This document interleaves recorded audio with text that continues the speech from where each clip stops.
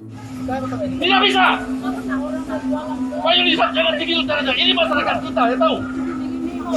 Orang semua masyarakat pada kabur semuanya. Kalau mau melakukan pendekatan gantian, Kak, panggil koordinator pasarnya. Tolong orang-orang masyarakat antigen, sediakan kursi. Mana kursinya? Kalau nggak kayak gitu caranya. Ini bukan maling semua mereka ini. Mantan Wali Kota Tanjung Pinang, Halis Darmansyah bersuara tinggi di Pasar Bintan Center, Kilometer 9, Kota Tanjung Pinang, Provinsi Kepulauan Riau, Sabtu, tanggal 3 Juli tahun 2021 pagi. Dari informasi yang dihimpun tribunbatam.id, ada kegiatan tes antigen di lokasi tersebut. Lis Darmansyah terlihat tidak setuju dengan skema tes antigen yang digelar saat itu di mana masyarakat tidak disediakan kursi untuk duduk.